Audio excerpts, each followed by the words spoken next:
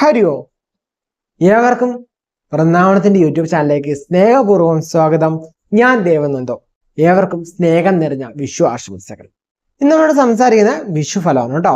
അശ്വതി മുതൽ രേവതി വരെയുള്ള ഓരോ നക്ഷത്രക്കാർക്കും എന്തൊക്കെ ഫലങ്ങളാണ് ജീവിതത്തിൽ വരിക, എന്തൊക്കെ കാര്യങ്ങളാണ് നാം ശ്രദ്ധിക്കേണ്ടത്, എന്തൊക്കെയാണ് നമ്മൾ ചെയ്യേണ്ട പരിഹാരങ്ങൾ, ഇത്ര കാര്യങ്ങളാണ് നമ്മുടെ സംസാരിക്കുക.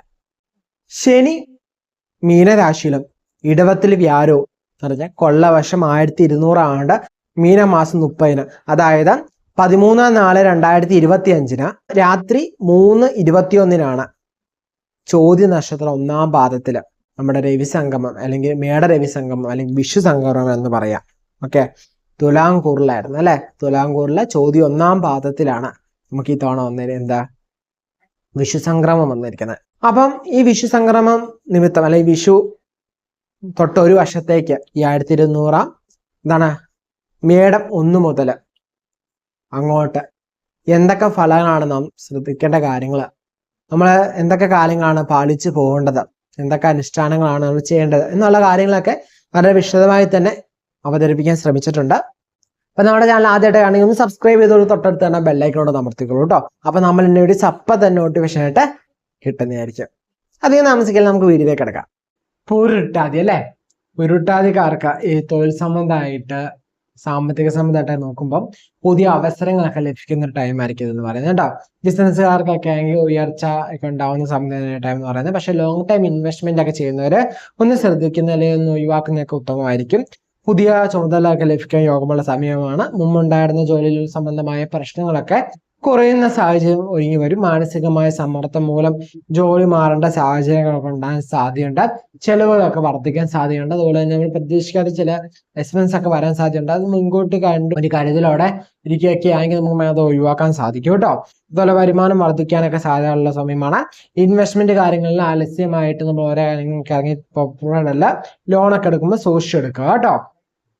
ആവശ്യമാണെങ്കിൽ മാത്രം ലോണൊക്കെ എടുക്കുക, കടങ്ങളൊക്കെ വാങ്ങിക്കൂട്ടുക, ഉള്ള കടങ്ങളൊക്കെ മാക്സിമം അടിച്ചു തീർക്കാൻ നോക്കുക, പുതിയ എടുക്കുന്നതിന് കഴിഞ്ഞു കേട്ടോ. അതുപോലെ തന്നെ കുടുംബ സംബന്ധമൊക്കെ ആയി നോക്കിക്കഴിഞ്ഞാൽ വിവാഹിതരായവർക്ക് കൂടുതൽ സന്തോഷകരമായി തരുന്ന സമയമാണ്. എന്നിരുന്നാലും തുടക്ക സമയത്ത് കുറച്ച് അഭിപ്രായ ഭിന്നതകളും ഒരു പ്രശ്നങ്ങളൊക്കെ ഉണ്ടാകാൻ സാധ്യതയുണ്ട്. പക്ഷെ പിന്നീട് അത് ശരിയായി വരാൻ സാധ്യതയുണ്ട് കേട്ടോ.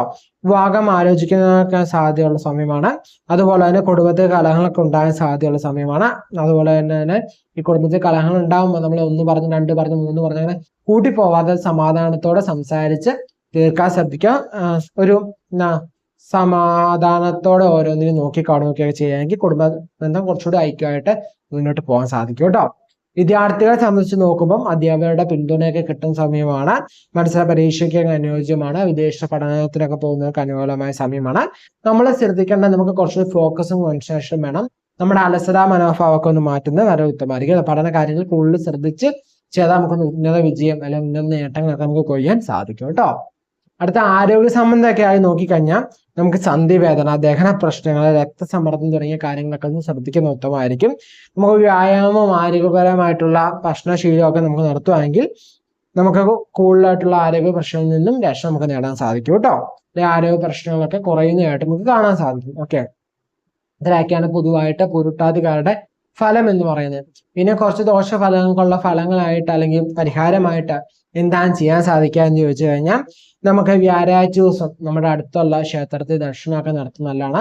അതല്ലെങ്കിൽ വേറെ ക്ഷേത്രങ്ങളിലായാലും നമുക്ക് ഇപ്പം വീട്ടിൽ നിന്ന് മാറി നിൽക്കുകയാണെങ്കിൽ നമുക്കിപ്പോൾ താമസിക്കുന്നിടത്ത് തൊട്ടടുത്തുള്ള ക്ഷേത്രം ഏതാണോ ആ ക്ഷേത്രത്തിൽ ദർശനമൊക്കെ വ്യാഴാഴ്ച ദിവസം നടത്തുന്നത് ഉത്തമമാണ്. അതുപോലെ തന്നെ ഈ സ്ക്രീനിൽ കാണുന്ന മന്ത്രം 108 തവണ നിത്യേന ജപിക്കുന്നത് നല്ലതാണ് കേട്ടോ. ഈ മന്ത്രം 108 തവണ നിത്യേന ജപിക്കാൻ പോകുമ്പോൾ സ്ത്രീകളെ സംബന്ധിച്ച് എന്താണ് കണ്ടിന്യൂസ് ജപിക്കാൻ പറ്റിയൊന്നുമില്ല. അത് പേടിക്കൊന്നും വേണ്ട. ചിലരൊക്കെ അയ്യോ ജപിക്കാൻ മുടങ്ങിപ്പോയുള്ള ദോഷമുണ്ടോ, അങ്ങനെയൊന്നുമില്ല കേട്ടോ. ജപം മുടങ്ങിപ്പോയതിനോടത്തൊന്നും യാതൊരു പ്രശ്നവുമില്ല. ജപിക്കാൻ പറ്റുന്ന ദിവസങ്ങൾ കൃത്യമായിട്ട് ജപിക്കുക കേട്ടോ. വിളിച്ച് വൃത്തിയായിട്ട് നമ്മൾ എന്ത് ചെയ്യാം, ദേഹശുദ്ധി മനഃശുദ്ധിയൊക്കെ വരുത്തിയിട്ട് നമ്മൾ എന്ത് ചെയ്യാം, ഈ മന്ത്രം 108 തവണ കൃത്യമായിട്ട് പാരായണം ചെയ്യുക കേട്ടോ. പറ്റുന്ന ദിവസങ്ങളിൽ, പറ്റാത്ത ദിവസങ്ങളിൽ കുഴപ്പമില്ല വിട്ടോട്ടോ, കുഴപ്പമൊന്നുമില്ല കേട്ടോ. പറ്റുന്ന ദിവസങ്ങൾ കൃത്യമായിട്ട് ചെയ്താൽ മതി. അതുപോലെ തന്നെ ശനിയാഴ്ച വ്രതമൊക്കെ എടുക്കാൻ നോക്കാൻ പറ്റുന്നവർക്കാണെങ്കിൽ ശനിയാഴ്ച വ്രതമൊക്കെ എടുക്കുന്ന ഉത്തമമായിരിക്കും. ശനിയാഴ്ച ദിവസം ഹനുമാൻ ചാലീസ പാരായണം ചെയ്യുന്ന ഉത്തമമാണ്. അതുപോലെ തന്നെ ശ്രീകൃഷ്ണ ക്ഷേത്ര ദർശനം, ഹനുമാൻ ക്ഷേത്ര ദർശനമൊക്കെ നടത്തുന്ന ഉത്തമമായിട്ടുള്ള കാര്യമാണ് കേട്ടോ ശനിയാഴ്ച ദിവസം. എന്താണ് ക്ഷേത്രത്തിൽ ദർശനമൊക്കെ നടത്തുമ്പം നമ്മളാൽ പറ്റുന്ന യഥാശക്തി വഴിപാടൊക്കെ കഴിപ്പിക്കുകയാണെങ്കിൽ ഏറെ ഗുണകരമായിരിക്കും. കാരണം വെറും കൈയോടെ ചെല്ലാൻ കഴിഞ്ഞാൽ എന്തെങ്കിലും സമർപ്പിക്കാം. അപ്പം നമ്മുടെ വീട്ടിലുണ്ടായ പുഷ്പങ്ങൾ സമർപ്പിക്കാം, പറ്റുന്ന അമ്പലങ്ങളിൽ അത് സമർപ്പിക്കാം, അല്ലെങ്കിൽ എണ്ണ സമർപ്പിക്കാം, അല്ലെങ്കിൽ നമുക്ക് കർപ്പൂരം സമർപ്പിക്കാം, അല്ലെങ്കിൽ എന്തെങ്കിലും പ്രസാദങ്ങൾ കഴിപ്പിക്കാം, നിവേദിക്കാം, അതുപോലെ തന്നെ പുഷ്പാഞ്ജലി കഴിപ്പിക്കാം. നമ്മളാൽ കഴിയുന്ന എന്താണ് അത് ചെയ്യുക. ഓക്കെ, യഥാശക്തി. അതുപോലെ തന്നെ നമുക്ക് ക്ഷേത്രത്തിൽ ചെല്ലുമ്പോൾ ഒരു വഴിപാട് കഴിക്കേണ്ടത് തോന്നുവാണെങ്കിൽ അന്നേരം കഴിക്കാൻ നമ്മുടെ കയ്യിൽ പൈസ ഇല്ലെങ്കിൽ പിന്നീട് ചെല്ലുമ്പോൾ എന്ത് ചെയ്യുക, ആ വഴിപാട് കഴിപ്പിച്ചേക്കുക കേട്ടോ. കാരണം എന്താണെന്ന് വെച്ചാൽ ചിലപ്പോൾ നമ്മുടെ ഉള്ളിൽ നിന്ന് തോന്നിപ്പിക്കുന്നതെങ്കിലോ, ഓക്കെ, ചിലപ്പോൾ നമ്മുടെ ദോഷങ്ങൾ മാറാതെ മതിയെങ്കിലോ. അപ്പൊ നമ്മൾ എന്ത് ചെയ്യുക, അങ്ങനെയൊക്കെ ചിന്തിച്ച് ശുഭാപ്തി വിശ്വാസത്തോടെ മുന്നോട്ട് പോവാ അല്ലെ. നമുക്ക് ഇന്നലെ നാളെ നല്ലത് ഉണ്ടാവുമെന്നൊരു ശുഭാപ്തി വിശ്വാസത്തോടെ മുന്നോട്ട് പോകുമ്പോഴാണല്ലോ ഈ മനുഷ്യ ജീവിതം എന്നൊക്കെ പറയുന്നത്. പൂർണ്ണ സന്തോഷത്തോടെ മാത്രമായിട്ടൊരു ലൈഫ് മുന്നോട്ട് പോകാൻ സാധിക്കില്ല. ഇത് ഏതൊരാൾക്കായാലും എത്ര പൈസ ഉള്ളവരായാലും എന്താണെന്ന് നോക്കിയാലും ജീവിതത്തിൽ ചെറിയ ചെറിയ പ്രശ്നങ്ങൾ ഉണ്ടാവും. പക്ഷെ അതിനൊക്കെ അഭിമുഖീകരിച്ച് പോകണമെങ്കിൽ ഇതിനൊരു ധൈര്യം, ഒരു വിശ്വാസം ഒക്കെ ഉണ്ടാവണം അല്ലേ. ഇപ്പൊ ഈശ്വര വിശ്വാസത്തോടെ മുന്നോട്ട് ഹാപ്പി ആയിട്ട് ഏതൊരു പ്രതിസന്ധിയും നമുക്ക് തരണം ചെയ്യാനുള്ള ശക്തി ഈശ്വരൻ തരുന്നു. നമുക്കൊരു പ്രശ്നം പ്രതിസന്ധി തരുന്നുണ്ടെങ്കിൽ അത് തരണം ചെയ്യാനുള്ള കേപ്പബിലിറ്റി നമുക്ക് ഉണ്ടെന്ന് തോന്നുമ്പോഴാണ് ഈശ്വരൻ അതൊക്കെ തരുന്നത്. ഓക്കെ, എന്നുവെച്ചാൽ നമ്മുടെ എബിലിറ്റി എന്താണ് നമുക്ക് തന്നെ മനസ്സിലാക്കി തരുന്നതാണ് ഓരോ പരീക്ഷണ കാലം എന്ന് പറയുന്നത്. ആ പരീക്ഷണ കാലത്തിലൂടെ കടന്നു പോയി കഴിഞ്ഞാൽ നമുക്ക് ഇച്ചിരി നല്ല വിജയവും നമുക്ക് കുറച്ചുകൂടി നല്ല ഉന്മേഷവും ധൈര്യവും ഒക്കെ കിട്ടും. ഓക്കെ, ഈശ്വര വിശ്വാസത്തോടെ ഹാപ്പി ആയിട്ട് സൽപ്രവർത്തികൾ ചെയ്ത് സൽചിന്തയോടെ ഹാപ്പി ആയിട്ട് മുന്നോട്ട് പോകാം കേട്ടോ. ഇത്രയൊക്കെയാണ് വിഷുഫലം എന്ന് പറയുന്നത്. നമ്മുടെ പേരും നക്ഷത്രം താരെ കമന്റ് ചെയ്യുമെങ്കിൽ നമ്മുടെ ക്ഷേത്രത്തിൽ നടക്കുന്ന പൂജയിലും പ്രാർത്ഥനയിലും നിങ്ങളുടെ പേരും നക്ഷത്രം ഉൾപ്പെടുത്തുന്നതായിരിക്കും കേട്ടോ.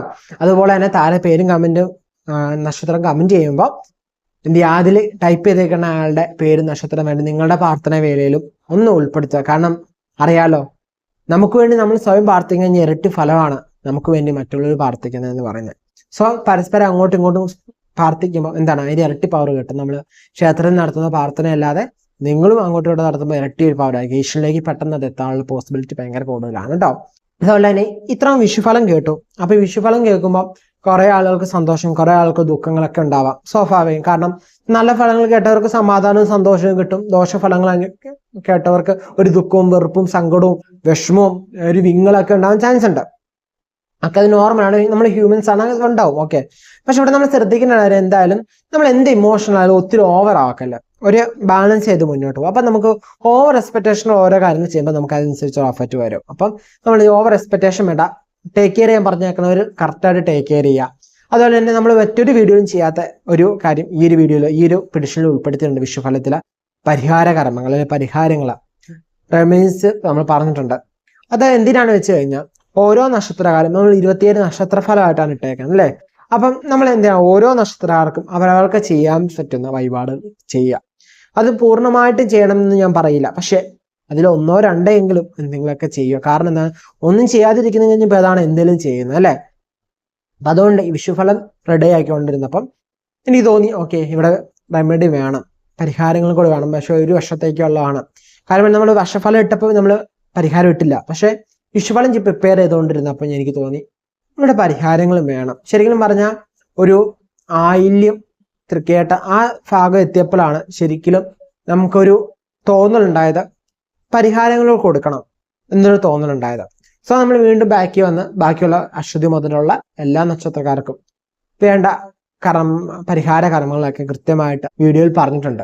അപ്പം ചെയ്യാൻ പറ്റും ചെയ്യും. അപ്പം വലിയ തുകയൊക്കെ ആവും എന്ന് ചിന്തയുണ്ട്. അങ്ങനെയുള്ള കാര്യങ്ങളൊക്കെ വരുമ്പോൾ നിങ്ങളാൽ പറ്റുന്ന എന്നുവെച്ചാൽ ഒന്നും ചെയ്യാതെ ഒരു ക്ഷേത്രത്തിൽ ചെന്ന് കഴിഞ്ഞാൽ ഒന്നും ചെയ്യാതിരിക്കാൻ കഴിഞ്ഞാൽ ഏതാണ് നമുക്ക് പറ്റുന്ന യഥാശക്തി എന്തെങ്കിലുമൊക്കെ വഴിപാട് ചെയ്യുക. കാരണം ഒരു ഈശ്വരാധീനം, ഒരു ഈശ്വരാനുഗ്രഹം നമുക്ക് എപ്പോഴും ഉണ്ടാവും. ഓക്കെ, കൂടെ കാരണം അതുപോലെ തന്നെ ഈശ്വരൻ്റെ കാര്യം ചെയ്യുമ്പോൾ പലരും പറയുന്നത് ഞാൻ ഇത്രയും ഇതുണ്ട്, അമ്പലങ്ങളിൽ വഴിപാടുകൾ ചെയ്യുന്നുണ്ട്, മുടങ്ങാതെ എല്ലാ മാസം 1-ാം തീയതി എന്ന് പറഞ്ഞാൽ ക്ഷേത്രത്തിൽ പോകുന്നുണ്ട്, എന്നാൽ പറ്റുന്ന ഓരോ വഴിപാടും ചെയ്യുന്നുണ്ട്, പക്ഷെ ഒരു പ്രയോജനം കിട്ടുന്നില്ല എന്ന് പറയുന്നത്. പക്ഷെ നമ്മൾ നോക്കിക്കഴിഞ്ഞാൽ നമുക്ക് ഇപ്പോഴും ഇങ്ങനെ നിൽക്കാൻ പറ്റുന്ന ചിലപ്പോൾ അതൊക്കെ ചെയ്തുകൊണ്ടായിരിക്കാം. ഓക്കെ, അതുപോലെ തന്നെ ഈശ്വരൻ്റെ കാര്യം കൊടുക്കുമ്പോൾ ഒരിക്കലും നമ്മൾ വിഷമത്തോടെ അല്ലെ സങ്കടത്തോടെ കൊടുക്കില്ല. നമ്മൾ മനസ്സോടെ വേണം കൊടുക്കാൻ. കാരണം നമുക്ക് ഈ പൈസ അല്ലെങ്കിൽ ഈ സമ്പത്തികം നമുക്ക് തന്നതാരാ? ഈശ്വരനാണ്. അപ്പൊ നമ്മൾ അത് ഈശ്വരന് കൊടുക്കുമ്പോൾ ഒരിക്കലും ആ ഒരു വിഷമത്തോടെ ദേഷ്യത്തോടെ ഒന്നും കൊടുക്കാൻ പാടില്ല. അതുപോലെ പൈസയുടെ കാര്യം, എന്ത് കാര്യം നിങ്ങൾ ഒരു കാര്യം കടയിൽ പോയി മേടിക്കുന്നു, അപ്പൊ അതിന് ഇത്രയും പൈസ ആയാലോ, അല്ലെങ്കിൽ നിങ്ങൾക്ക് വേണമെങ്കിൽ മേടിക്കുക, വേണ്ടെങ്കിൽ മേടിക്കേണ്ട. പക്ഷെ പൈസ കൂടുതലാണല്ലോ എന്ന് വിചാരിച്ച് എന്ത് ചെയ്യില്ല, അവിടെ പ്രാഗി കൊടുക്കാനോ അങ്ങനെയുള്ള കാര്യങ്ങളും ചെയ്യല്ലേ. കാരണം എന്താണെന്ന് വെച്ച് കഴിഞ്ഞാൽ പൈസ എന്ന് പറയുന്നത് ലക്ഷ്മിയാണ് അല്ലെ. അപ്പൊ ലക്ഷ്മിക്ക് അല്ലെങ്കിൽ മഹാലക്ഷ്മിയാണ്. അപ്പം ആ പൈസ നമുക്ക് തിരിച്ചെത്തണമെങ്കിൽ നമ്മൾ സന്തോഷത്തോടെ അത് എക്സ്പെൻസ് ചെയ്താൽ മാത്രമാണ് നമ്മളിലേക്ക് തിരിച്ചെത്തുള്ളൂ. കാരണം എന്നെ കൈകാര്യം ചെയ്യുമ്പോൾ സന്തോഷം വരുന്നുണ്ട് എന്നൊരു തോന്നല് പൈസക്ക് തോന്നും. മറ്റേത് എന്നെ കൈകാര്യം ചെയ്തിട്ട് വലിയ പ്രത്യേകിച്ച് പോകണമല്ലോ, എപ്പോഴും ഒരു കുറ്റം അല്ലെങ്കിൽ എപ്പോഴും ഒരു നെഗറ്റീവ് ഷെയ്ഡാണ് എന്നൊരു ചിന്ത വരുമ്പോൾ പിന്നെ പൈസ നമ്മളിലേക്ക് വരാനുള്ള മടിക്കും. നമ്മൾ ശ്രദ്ധിച്ചറിയാം, ചില ആളുകൾക്ക് ഇടയ്ക്ക് പൈസ വന്നിട്ട് പിന്നീട് പൈസ ഉണ്ടാവാതെ നിൽക്കുന്ന സാഹചര്യത്തിൽ കാരണം വെച്ചാൽ അവർ പൈസ കൈകാര്യം ചെയ്തതിന്റെ പ്രശ്നമാണ്. അത് ഫിനാൻഷ്യൽ മാനേജ്മെന്റ് മാത്രമല്ല, ഓക്കെ, ഇങ്ങനൊരു ടീം കൂടിയുണ്ട്. സോ ആ കാര്യങ്ങൾ ശ്രദ്ധിക്കുക. അതുപോലെ തന്നെ നമ്മുടെ കൂട്ടായ്മയെ ജോയിൻ ചെയ്യാൻ, പവേഴ്സ് ക്ലബ്ബ് എന്ന് പറഞ്ഞ ഒരു കൂട്ടായ്മ, ഒരു കമ്മ്യൂണിറ്റി ജോയിൻ ചെയ്യാൻ താല്പര്യം ഉണ്ടെങ്കിൽ നിങ്ങൾ താഴെ ഡിസ്ക്രിപ്ഷനിൽ കൊടുക്കുന്ന ലിങ്ക് ക്ലിക്ക് ചെയ്താൽ ഡയറക്റ്റ് ആ ഗ്രൂപ്പിൽ ജോയിൻ ചെയ്യാവുന്നതാണ് കേട്ടോ.